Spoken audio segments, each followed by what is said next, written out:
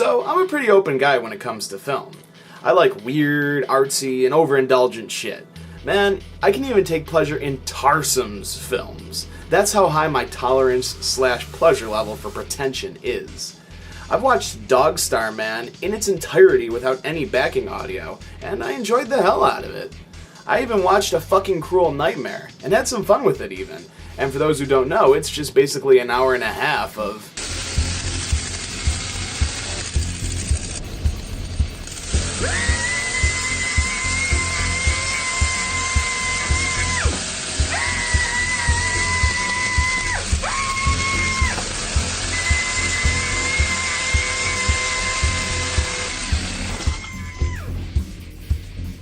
I've sat through some boring ones, some overwrought ones, and some just plain stupid ones. However, nothing was nearly as bad as...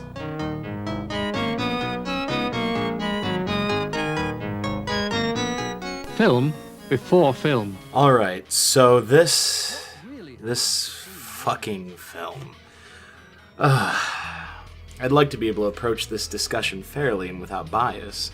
But see, the reason I'm even making this video in the first place is purely because this film pisses me off so much, so this is going to devolve pretty quickly. As a spot of context, I had to watch this film as part of a class I'm taking in college on world cinema, and naturally the professor wanted to help give some background on film, moving images, etc., where it all came from and how it evolved. Nice. What a stellar place to start. That's where I'd do it. But thing is, if I'd known what the next hour and 20 minutes would entail, I would have just fucked myself right then and there.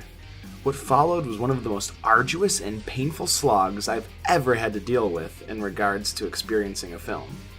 And it's not like I could pause this horseshit and get a snack or maybe do something more interesting like jerk off. I was stuck here. This was all a part of my class, and I needed to watch this. However, I'm pretty sure that the professor is either a sadomasochist or just a real wet box of crackers, because this sucked the life right out of me. So, but what is it that makes it so bad? How could it ever be so violently painful? The evolution of film and moving pictures is pretty cool, right? Especially if you're studying digital media for a career like I am. Surely this is good stuff, yeah? Well, I thought so too at first, having been promised by both the professor and the narrator that this would cover everything from the camera obscura to modern cinema and home entertainment technology. Which is a dubious undertaking, but hey, why not? But oh, the suffering that would follow. So, right off the bat, this German jackoff by the name of Werner Nieks, said like that because pretension, invites us into his black little studio, filled with all sorts of gadgets and trinkets of technologies past, pieces of interest and curiosity in regards to the evolution of film. Seems exciting, perhaps, getting a look at all of these toys, but we don't get just a, quote, look. We get a comprehensive study of each of these things repeatedly. If Nieks was being honest, he'd be telling us right now, "Hey, I spent a long time amassing all of this shit, and it's really fucking useless, actually. But I'm going through a spot of crisis right now. I need to validate myself, so here's almost 90 minutes worth of me showing you each and everything I have in this fucking room in painstaking detail. Repeatedly. I hate myself, and that's why I hate you." Because that's what this shit comes off as. After getting into it, he first shows us a few early mechanisms, and then finally remembers he needs to do maybe a little editing, and we begin with a discussion on things like shadow plays, peep shows, flip books, flicks, magic lanterns, lithopanes, panoramics, scrolls, colorful forms of early animation, and numerous other historical artifacts. We hear about how the human eye and brain are delayed, and how we perceive things slower than the way they actually happen, thus allowing many of these items to accomplish the things they do. Cool. But thing is, I don't think Nieks has ever heard of the concept of beating a dead horse, or that brevity is the soul of wit, because he fucks up what could be some fascinating and captivating stuff for a loser art student like me. Instead, for the next hour and a half, we're at this madman's mercy as he proceeds to play with each and every last one of his goddamn film toys without stop or fail. Sometimes he'll explain what you're seeing. Sometimes he won't. Sometimes you'll have a good idea of how these illusions are created.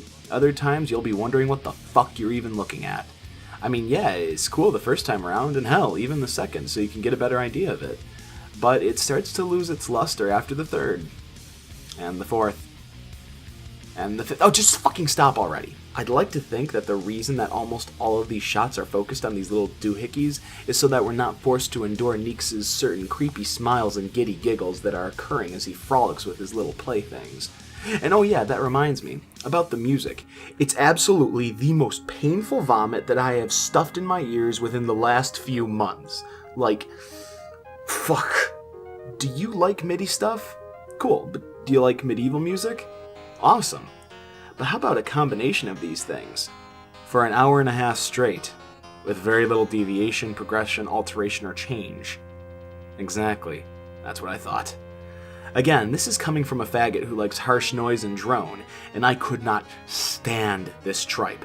It was so grating, so painful, and so awful, I couldn't tell if that shit was being looped, or if it was the sound of my brain leaking out of my ear and I was finally being embraced by death, as clearly, this is what hell sounds like.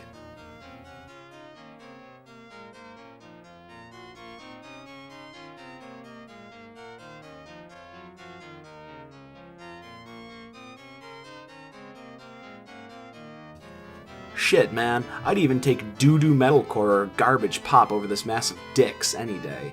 It just never, ever ended. Every time it seemed to be over, a new song or a new part of a song started. I just wanted to cry.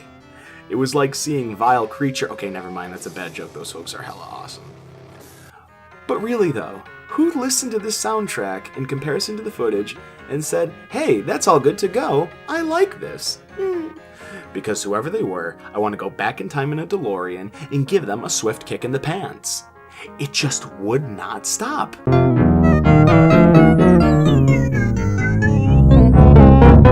So not only do we have our pervert German MC, I mean, dude, how fucking many of these things are pornographic? For real. We have him playing with his little bimmy bobs like a little retard child strung out on meth, but we also have the sound of knives being scraped against rusty metal as an accompaniment. So could it get any worse? I mean, they've already failed on keeping interest in a topic that's actually really interesting, so what more could go wrong? How about a complete failure of premise and lack of continuity? That sounds great to Neeks. Instead of working chronologically like he told us he would, this bearded prick jumps around through time worse than Max Caulfield.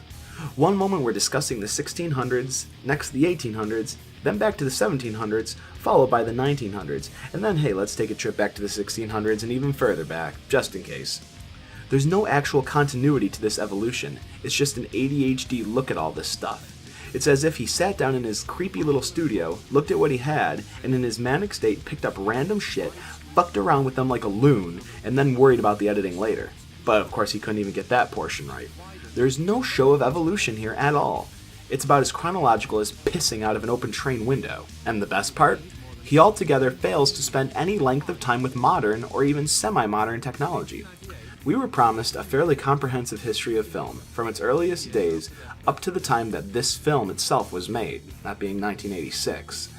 But Neeks seems to not give a fuck about that either, steamrolling the latter portion with his continued nonsense.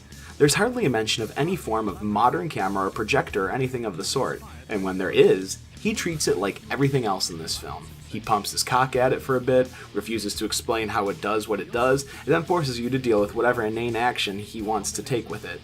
It's as if he just doesn't give the last fuck about how old transitioned to new. He just wants to keep going on and on and on. And then the film just ends very abruptly. I hope it's because his doctor barged in and begged him to please just fucking stop and to end our suffering. I walked away from this film a broken man. Defeated, lost, and exiled. The film is described as being a rich, rewarding, erotic, exotic, bewildering assault of optical images, illusions, and experiences. Yeah, maybe if I'm blazed out of my mind, but sober, this movie did nothing but put me to sleep. And I'd gotten a full night's sleep prior to my viewing as well. I was well rested, but this crushed me. Modern politics has seen an intense debate regarding the use of torture and capital punishment, as well as the conduct and terms and conditions of war. But really, much like Monty Python's World's Funniest Joke, this is what we should be concerning ourselves with. Neeks' film before film is a machine of war. It's an instrument of torture and a weapon of mass destruction. I'd easily wish this film on my very worst enemies, as it's pure suffering beyond measure. It's on YouTube if you really, truly hate yourself that much and want to suffer through it and see it for yourself. But hey, if your family and friends find you laying on the floor with slit wrists crying for death, don't blame me, okay? If you want to have someone to blame, you can blame our good friend and resident motherfucker, Werner Neeks.